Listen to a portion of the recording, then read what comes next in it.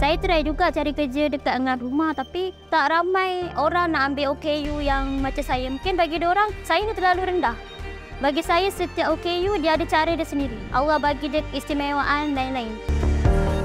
Open water ni bukan kami target untuk menang, menghabiskan renangan. Yang tu sasaran kami. Kecacatan bukan ketidakupayaan. Setiap orang ada keupayaan mereka, cuma kita perlu bersabar dan bercukir keupayaan mereka.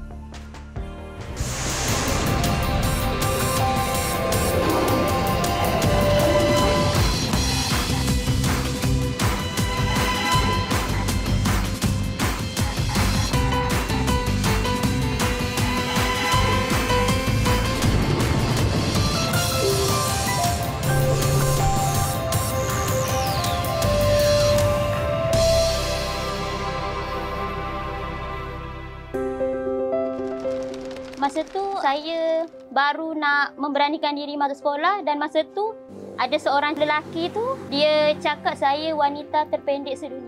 Lepas tu ada juga macam, okey awak jawab soalan ni. Padahal saya tak sampai dekat papan putih. Dia berani, dia suka mencuba. Sebagai apa pun walaupun dia kekurangan macam tu, dia okey semua dia nak. Dia senang. Tak ada istilah tak boleh lah.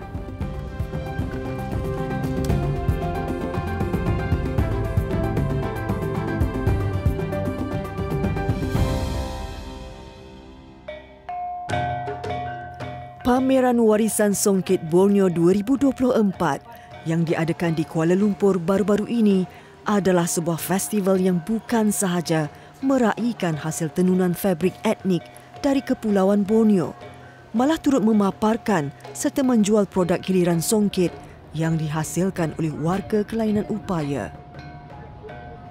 Acara sebegini sekaligus membuka ruang dan peluang kepada golongan OKU untuk mempamerkan bakat dan kreativiti mereka kepada umum.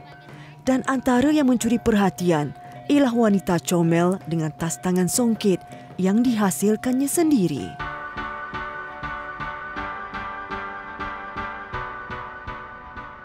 Di Pusat Latihan Perindustrian dan Pemulihan OKU PLPP Bangi, wujud sebuah bengkel jahitan kendalian Prowell di bawah Jabatan Kebajikan Masyarakat yang melatih dan menghasilkan produk berasaskan songket. Dahulunya ramai pelatih di sini, namun kini hanya berbaki 2 tukang jahit sahaja, berikutan tawaran peluang pekerjaan di tempat lain dan juga sebahagiannya berhenti selepas mendirikan rumah tangga. Nuridah Saiful, lebih mesra disapa Baby, adalah seorang daripada tukang jahit di sini. Takdir yang berbeza daripada insan lain meletakkan dia dalam kategori OKU ketidakupayaan fizikal dengan klasifikasi achondroplasia, iaitu kerdil dengan ketinggian kurang daripada 138 cm untuk wanita. Lahirnya cukup sifat, namun kebesarannya terhenti pada ketinggian 85 cm. Saya sedar bila saya tengok adik-beradik saya dah besar, lebih tinggi daripada saya. Lepas mak saya sedar saya OKU, bila mak saya tengok saya, tiba-tiba saya boleh berjalan, saya tak merangkak seperti kanak-kanak normal yang lain. Kekurangan diri jelas dirasai sebaik sedar perbezaan saiznya berbanding orang lain. Baby mengambil masa yang lama untuk memberanikan diri bergaul dan menyesuaikan diri dengan persekitaran. Ini memberi kesan terhadap keyakinan dan potensi diri. Namun berkat dorongan ibunya, Baby kini antara OKU yang cekap, menjahit dan produktif. Dulu saya tak tahu minat saya apa sebab saya rasa kalau orang macam saya macam tak ada masa depan, tak tahu nak buat apa. Tapi mak saya yang bagi saya semangat. Apa kata kakak cuba menjahit? Sebab mak ada tengok, ada mesin jahit kecil. Mungkin kakak boleh cuba tu. Tapi bila saya masuk belajar PLPP, tak menggalakkan kita orang pakai mesin jahit yang kecil, yang boleh bawa ke mana saja tu. Lebih kepada memberi kita orang menggunakan mesin jahit orang normal tapi dia orang dah ubah. Hasil pengajian dan latihan di PLPP, Baby memperoleh kemahiran untuk menjahit dan mengendali mesin dengan baik. Begitu juga dengan rakan sekerjanya, Noras Dayanti Haji Ahmad yang mesra dipanggil Kak Yanti. Mesin jahit yang digunakan setiap daripada mereka telah diubah suai mengikut keperluan dan kemudahan masing-masing. Kalau mesin yang sekarang ni senang sebab kalau untuk mematikan jahitan, memotong benang, dia tinggal tarik macam tu, dia akan automatik potong benang tu. Kalau macam dulu kita kena, macam kawan saya, dia kena pusing-pusing bahagian tepi tu kan. Macam saya pakai mesin tu, dia nak putuskan benang, tinggal tarik dia punya tangan. Mesin dikendali Baby adalah jenis automatik sepenuhnya. Setelah diubah suai, menjahit dan memutuskan benang dikawal cekap menggunakan pedal tangan.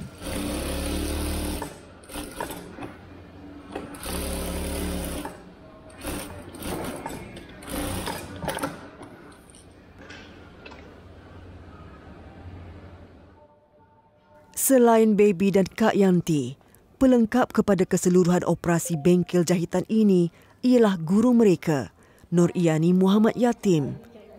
Selaku tenaga pengajar, tidak banyak yang perlu dipantau olehnya kerana masing-masing telah mengerti kepakaran dalam bahagian masing-masing. Diorang ni semua dah ada asas jahitan. Diorang ni semua belajar di PLPP. Diorang dah ada SKM. Lepas tu bila diorang... Jadi macam saya tak perlu risau macam nak tunjuk ajar pasal mesin ni saya dah tak risau dah. Cuma saya... pasal menjahit pun diorang dah tahu. Cuma saya ajar dia pun produk yang kita orang jahit ni lah. Macam kalau saya bagi contoh ada tempahan baju ke apa. Saya bagi potong, diorang jahit dah okey dah boleh lah. Tak ada daripada basic kosong tak ada. Tapi diorang sebenarnya ada part-part yang okey, kelebihan di sini, macam Baby kelebihan dia. Sebab kita orang kan kerjasama kan kerja dia. Jadi macam nanti part ni saya dah suruh, okey awak mahirkan bahagian sini. Okey dah okey, Baby mahirkan sini. Jadi bila combine satu, jadi produk tu jadi cantik lah. Setiap produk yang akan dihasilkan bermula dengan pola mengikut ukuran dan potongan setiap bahagian yang diberikan oleh Cikgu Nur Iyani. Bahagian ini kemudian akan dilapik teliti dengan fabrik dan songket sebelum dijahit bersama menjadi produk yang lengkap. Bekerjasama dengan Baby sejak lebih 3 tahun membuatkan Nur Iyani memahami kelebihan di sebalik kekangan yang dihadapinya. Dia berani, dia suka mencuba. Saya bagi apa pun walaupun dia kekurangan dia cerita, dia okey, semua dia nak. Dia senang. Kadang saya memang suka suruh dia. Walaupun dia macam tu tapi dia boleh, dia rasa dia yakin boleh. Tu yang saya bagi saya dia walaupun dia macam itu, tak ada istilah tak boleh lah. Macam tu. Walaupun bagi macam, okey dia macam cara dia iron walaupun kita rasa, macam mana dia takut panas dekat. Dia tak, dia ada style dia sendiri. Ikut kemampuan dia. Kemampuan dia. Lepas kata awak ni boleh semua. Cumanya akhirnya orang kadang tak yakin dengan dia gini-gini. Tapi bagi saya yakin dengan kebolehan dia. Bagi saya tak ada kekurangan kot lagi dia tu.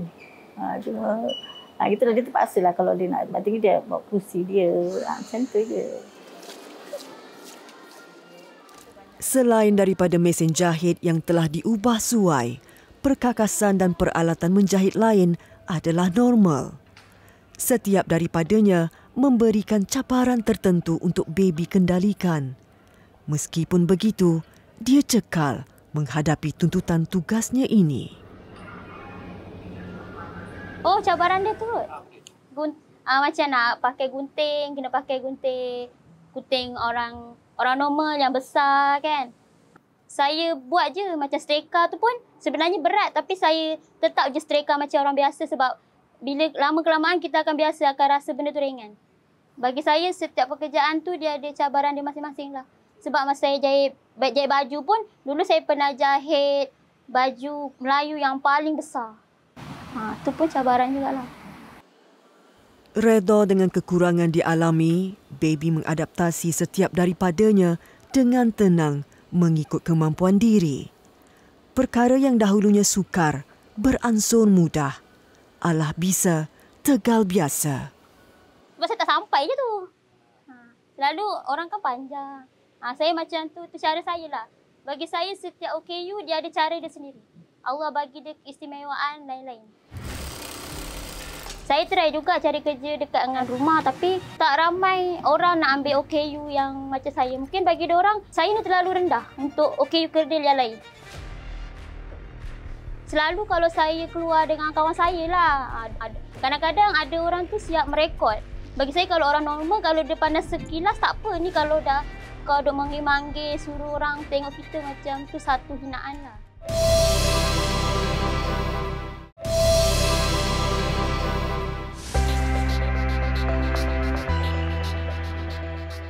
PLPP Bangi, Selangor.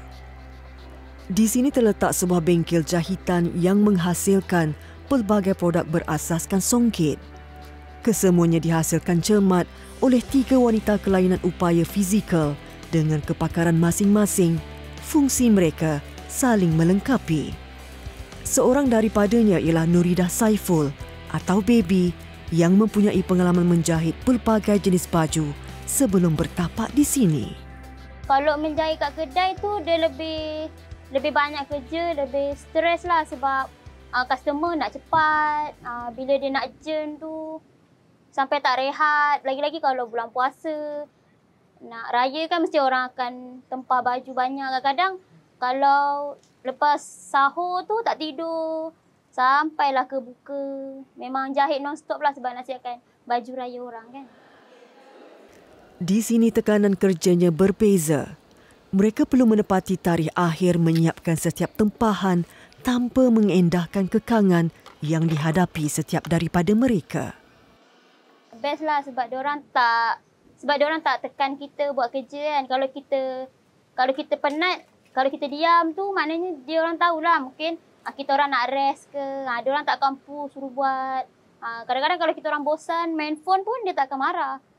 Dia tahu masa kita orang bila. Yang penting kerja siap, barang tu orang ambil dengan masa yang ditetapkan. Pengalaman dan kepakaran menjahit Baby tidak hanya dihadkan untuk tempahan. Ia turut diaplikasikan terhadap dirinya. Berikutan kesukaran mencari pakaian dengan ukuran dan saiz yang sesuai. Hampir kesemua bajunya dijahit sendiri. Ni saya jahit sendiri. Kain jahit sendiri. Beg ni saya jahit sendiri. Sebab tu ke mak saya suruh saya belajar menjahit sebab mungkin nanti saya tak payah nak tempah dekat orang lain sebab saya kan tak boleh beli baju ready made kan. Macam akhir raya pun mungkin saya boleh buat baju untuk adik-adik. Kalau saya free saya akan buat kalau raya. Meningkat usia, pelbagai kenalan seumpama dan normal yang dikenali Baby.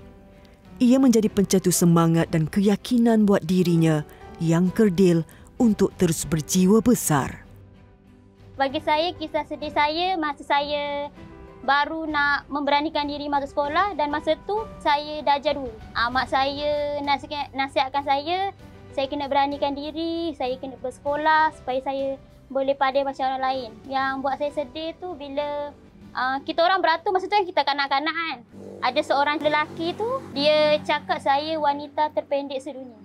Itu yang buat saya sedih sebab dia cakap tu depan kawan-kawan saya. Ada kawan yang dia marah, kawan yang dia gelak. Lepas tu ada juga macam mengejek-ngejek. Okey, awak jawab soalan ni. Padahal saya tak sampai. Dekat papan putih. Walau terkesan, kisah sedih itu kini hanya disimpan sebagai kenangan di zaman kanak-kanak. Yang disemat di hati ialah redha dan syukur terhadap kurniaan ilahi, kelebihan dalam kekurangan. Bagi umur macam saya masa tu, kalau OKU tu bukan gurauan untuk tapi bila kita dah meningkat dewasa, kita dah bergaul dengan banyak OKU, dengan orang normal, kita akan berdamai dengan diri kita dan kita akan terima yang kita ni OKU. Sebab tu kalau macam kawan-kawan normal saya yang lain, kalau macam bukanlah ejek, dia macam saja sindir-sindir pasal saya punya kekurangan, saya okey je untuk sekarang. Sebab dah lali, kita dah berdamai dengan diri kita. Kita dah terima apa Allah bagi tu. Meskipun telah berdamai dengan takdir, persepsi mata yang memandang masih tetap dirasai. Apa yang diharapkan Baby adalah untuk setiap daripadanya menerima apa yang dilihat seadanya. Selalu kalau saya keluar dengan kawan saya lah, kadang-kadang ada orang tu siap merekod. Kalau dia rekod, saya akan tengok balik. Bila kita tengok balik, dia tak akan rekod, dia akan stop. Kadang-kadang ada juga dia akan panggil suami dia ke bini dia ke, bang cuba tengok tu. Dia macam tu. Kalau bagi saya, kalau budak-budak tengok kita itu biasa sebab dia tak pernah nampak orang macam saya kan. Tapi kalau bagi saya, kalau orang normal, kalau dia pandang sekilas tak apa. Ni kalau dah kau duk manggil-manggil suruh orang tengok kita macam tu, satu hinaan lah. Dia tengok boleh tapi jangan selalu. Bukan saya. Mana tahu dia tengok awak, dia rasa awak comel ke? Tak ada. Kalau dia panggil orang lain, cuba tengok tu.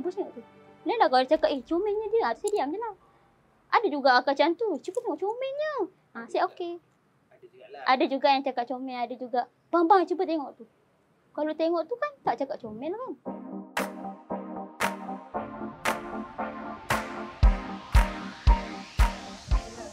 Di Festival Warisan Songket Borneo, penenun dan pengusaha mengambil peluang memperkenalkan hasil tenunan fabrik dari kepulauan terbesar Asia kepada orang ramai. Pelbagai produk berasaskan songket dan rekaan lokal Borneo dipamerkan di sini. Turut disertakan pelbagai produk yang dihasilkan oleh OKU pelbagai kategori kelainan upaya.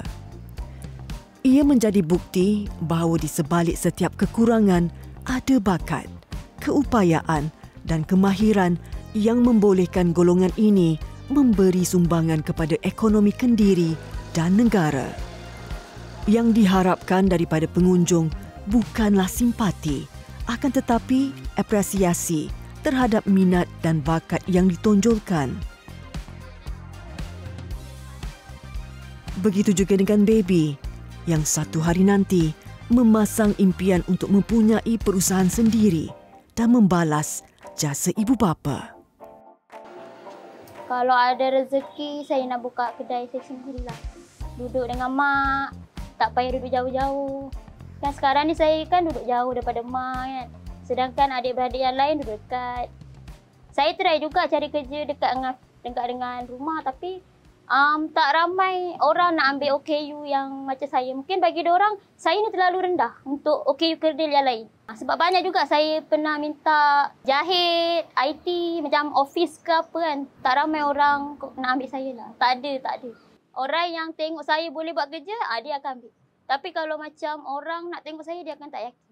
Walaupun hanya interview, call service center, itu pun orang tak yakin. Bagi saya cabaran dia kat luar lah. Macam dia takut orang tak yakin dengan dia kan. Bila orang tak yakin dengan dia, dia pun macam dia pun takut juga kan. Itu je cabaran bagi saya lah. Sebab dia terlalu, dia rendah kan. Jadi takut kat luar lah orang yang tak yakin dengan dia. Bagi saya okey je kalau dia kan. Sebab dia boleh dia ni kan. Hasil produk yang kemas berupaya membuka jalan kepada pelbagai kemungkinan. Apa yang diharapkan ialah ruang dan peluang untuk duduk sama rendah dan berdiri sama tinggi dengan insan normal yang lain. Kita jangan berputus asa. Kalau kita tak boleh, kita cuba lagi. Jangan pedulikan kata-kata orang kat luar sana. Yang penting kita usaha capai apa yang kita nak. Pada orang normal kat luar sana pula, bagilah peluang kepada OKU kat luar sana untuk bekerja. Janganlah kita memandang kekurangan beliau tapi kita pandanglah kelebihan beliau. Belum cuba, kita belum tahu kelebihan apa yang OKU boleh capai.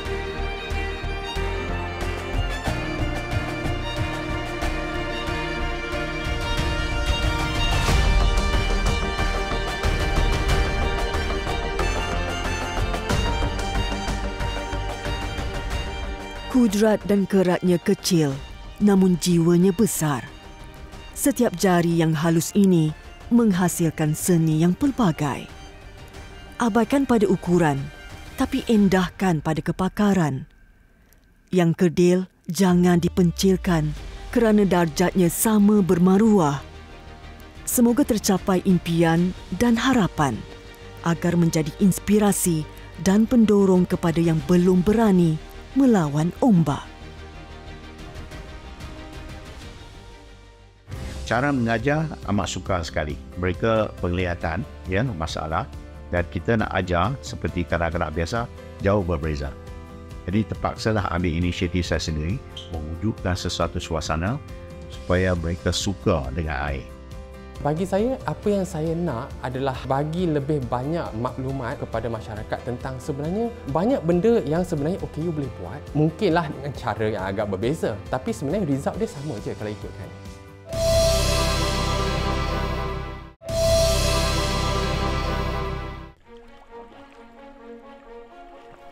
Di laut lepas, kehandalan perenang ini nampak setara.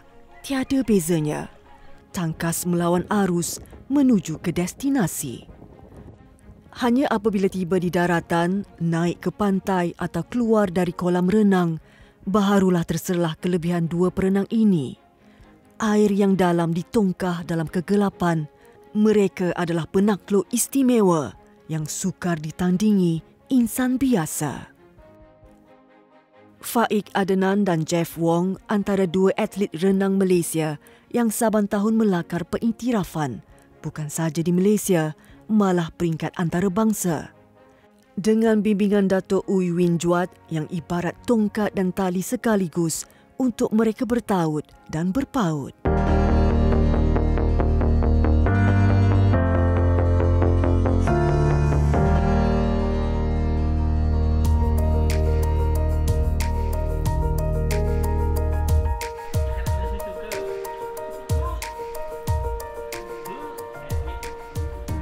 Berusia 34 tahun, Faik Adnan amat dikenali dengan kemampuan berenang sejak dari kecil. Biarpun dilahirkan sebagai orang kelainan upaya, hakikat itu tidak pernah menjadi penghalang untuk melakar kehidupan normal. Dia hilang penglihatan ketika lahir. Faik, yang turut mempunyai adik kembar yang bukan OKU percaya, ketiadaan panca indera mata bukan penghalang dalam menggapai kejayaan yang diraih hari ini. Saya bersekolah tu baru usia 6 tahun lah. Tapi usia saya 8 tahun, ada instruktor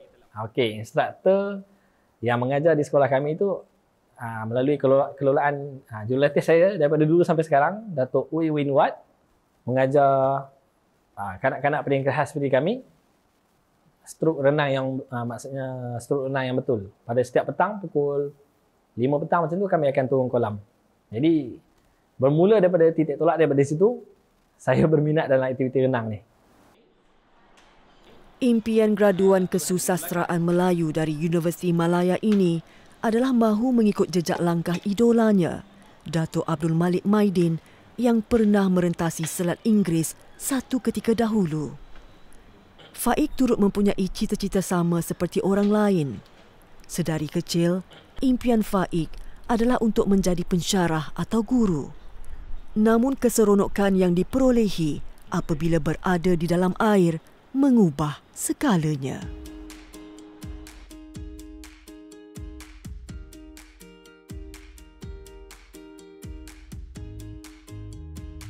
Sosok ini amat dikenali di kalangan orang kelainan upaya dengan kemahirannya sebagai guru renang. Jurulatih renang kanak-kanak pembangunan Majlis Sukan Negeri yang mesra dipanggil dengan Coach Ooi ini sentiasa aktif dalam mempromosi slogan satu keluarga, satu penyelamat. Berasal dari seberang perai, Pulau Pinang, Coach Ooi adalah sukarelawan yang aktif dalam memberi taklimat berkaitan CPR, keselamatan dalam air dan juga ilmu responder pertama. Selain itu, beliau turut memberi tunjuk ajar aktiviti terjun scuba kepada orang kelainan upaya. Apabila saya diberi peluang untuk melawat sekolah khas ni, daripada kolam tersebut amat dalam, jadi saya pun terus mendaftarkan diri saya untuk hadir khusus untuk khusus sukan untuk OKU, kanak-kanak istimewa. Jadi sebagai permulaan bagi kanak-kanak OKU ni, cara mengajar amat sukar sekali. Mereka penglihatan masalah, dan kita nak ajar seperti kanak-kanak biasa jauh berbeza. Jadi terpaksalah ambil inisiatif saya sendiri mewujudkan sesuatu suasana supaya mereka suka dengan air. Di situlah saya dapat menanam minat pada mereka.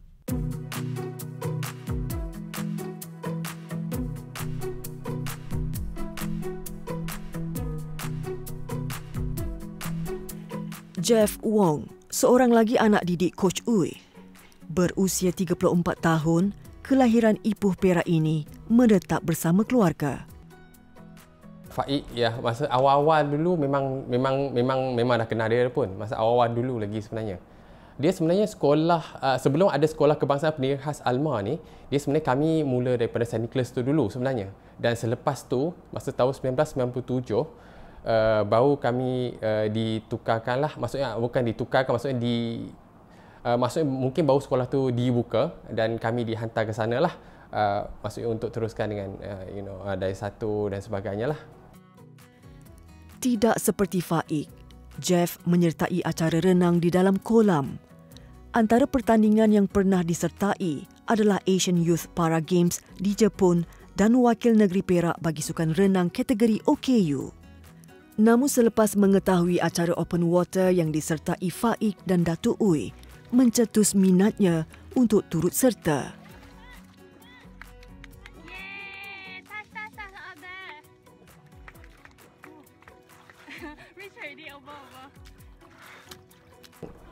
Tak masa tahun 2013, saya dapat tahu yang Faik dengan Datuk Uy lah, dia orang ada buat satu maksudnya berenang merentasi laut, yang maksudnya daripada Batu pergi ke Pulau Pinang lah, pergi ke Penang Island.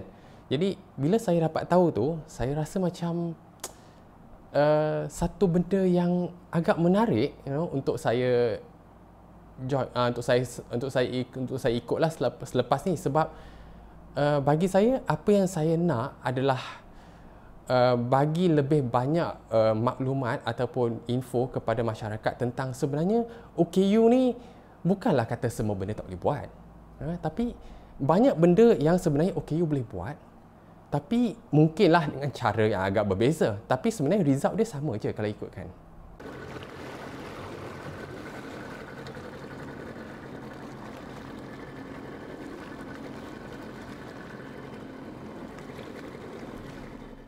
Dan masa kita berenang ke Pulau Pinang ke Batu Wet, di hujung penghujung tu, Jeff juga berada di situ bersama dengan kumpulan yang lain, OKU yang datang.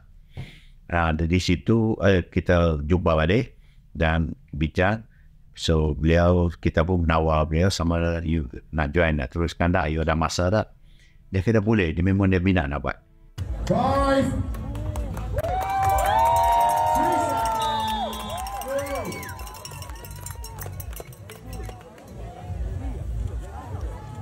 Setiap jalan menuju kejayaan pasti ada halangan yang perlu ditempuhi. Menurut peminat sukan air ini, antara cabaran awal dalam sukan endurance adalah ketika permohonan mereka ditolak kerana ketidakyakinan penganjur terhadap orang kelainan upaya dalam acara yang dipertandingkan. Saya cuba untuk memberi penjelasan lebih lanjut lagi dengan CJ-CJ yang ada. Saya ambil CJ-CJ yang saya ada, saya hantar kepada mereka. Selepas mereka lihat CJ saya, terus mereka kata, okey, boleh. Pada mulanya, saya pun rasa takut juga nak masuk mereka jarak 5 km. Setiap kali bermula kita cuma daftar 2 km, 1 km saja. Dan apabila saya cuba 2 km, balik kita cuba 4 km di Tasik, nampaknya boleh. Jadi sekarang kita telah tingkatkan, kita masuk aktiviti renang dalam 4 hingga 5 km.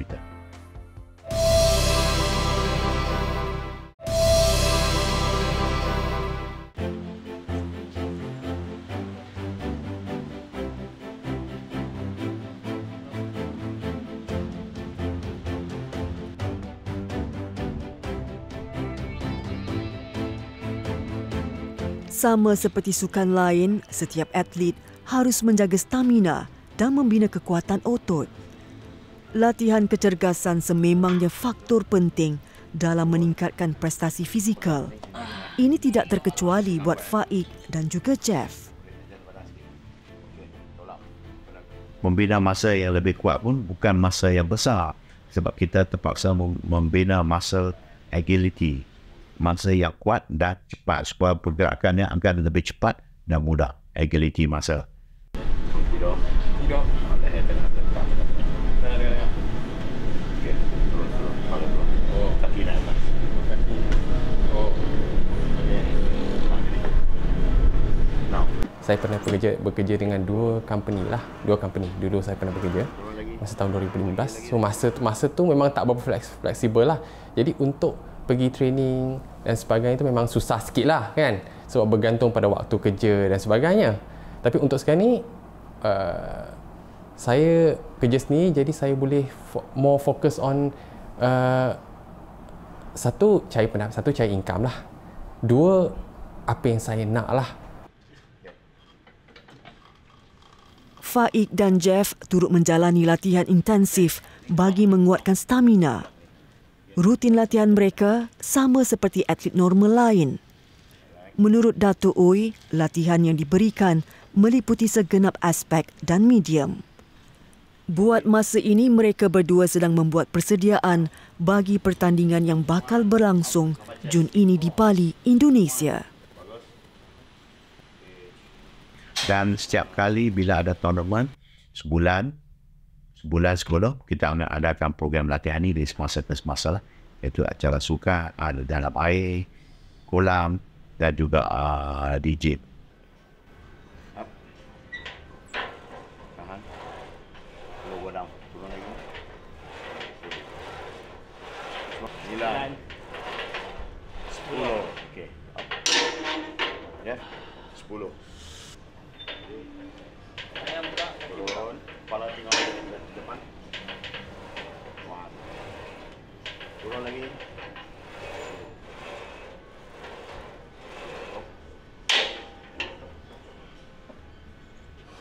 Okey, 2 set. Kemahiran tidak diperolehi dalam waktu yang singkat. Pada peringkat awal, Faik dan Jeff sukar mencapai kesempurnaan dari segi teknik renang dan keupayaan bernafas. Namun dengan teknik latihan yang betul yang diberikan oleh Dato' Ooi, mereka kini antara perenang yang disegani.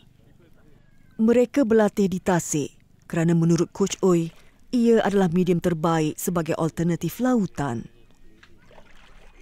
Okey, biasa latihan yang saya buat, dia akan merangkumi bahagian taktikal, iaitu teknik-teknik untuk berenang. Sebab apa? Mereka perlu teknik yang betul ya.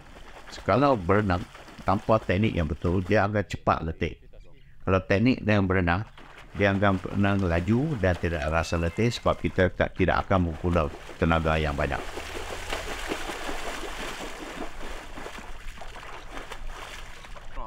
Okey, kaki. Balik lagi. Okey. Alright, very good. Now.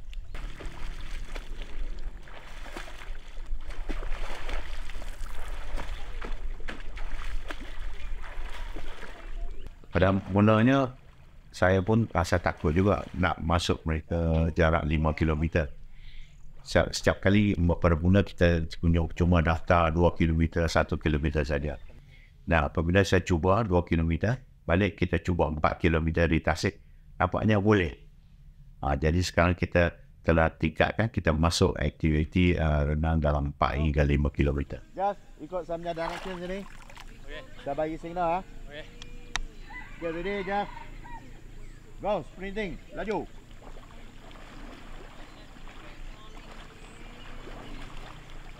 Okay. Oh. Go. Drop. Drop. Drop. Drop. Drop. Drop. Lagi. Okay. Sini. Ini pun salah satu pesanan yang kami cuba nak sampaikan. Dia open water ni yang sertai itu macam kita tahu larian maraton semua tu kan. Ramai, bukan kami target untuk menang. Tapi menghabiskan renangan tu waktu menghabiskan renangan tu, yang sebenarnya sasaran kami. Walaupun ada waktunya mereka berdepan kesukaran yang boleh mematahkan semangat, namun dua sahabat ini terus berusaha dengan lebih gigih. Keyakinan yang dimiliki hasil sistem sokongan keluarga serta Datuk Uy tanpa jemu yang melatih mereka hingga berjaya ke tahap hari ini tidak mahu disia-siakan. Yang kedua, kita latih mereka endurance. Endurance iaitu berenang jauh tanpa berhenti.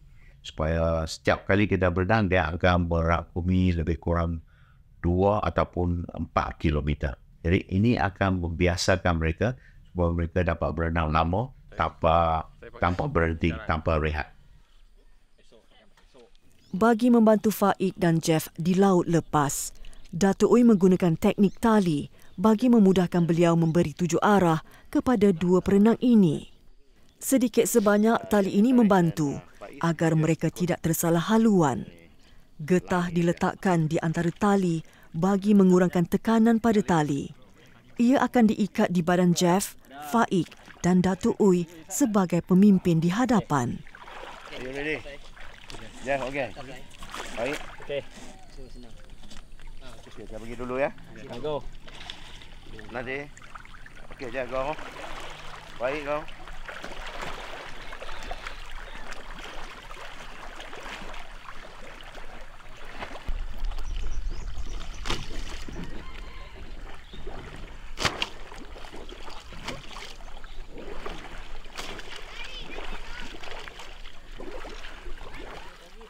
Selain Faik dan Jeff, seorang lagi perenang OKU yang dilatih oleh Datuk Uy ialah Cedric Low Zeng Feng. Berusia 15 tahun, dia yang mengalami epilepsi dan cacat penglihatan dilihat bakal menjadi pelapis kepada perenang OKU sedia ada. Liputan luas yang diterima Faik dan Datuk Uy ketika renangan merentasi Selat Pulau Pinang mendapat perhatian keluarga Cedric, lalu mengantarnya untuk mendapatkan latihan dengan Datuk Uy. Dan gaya yang saya ajar beliau sekarang adalah kuat dada, breaststroke. Itu pun sama, setiap kali dia akan lupa. Tapi bila kita ulang banyak kali, beliau akan ingatlah benda tu. Dan sampai ke hari ini, apa yang beliau boleh buat ke semada air, beliau boleh duduk dalam air lama. Bila kurang nafas, beliau naik ambil nafas. Nah, kalau beliau letih, beliau akan terapung. Ya? Terapung terbaliklah. Terapung. Dan beliau boleh terapung memang lama dalam air.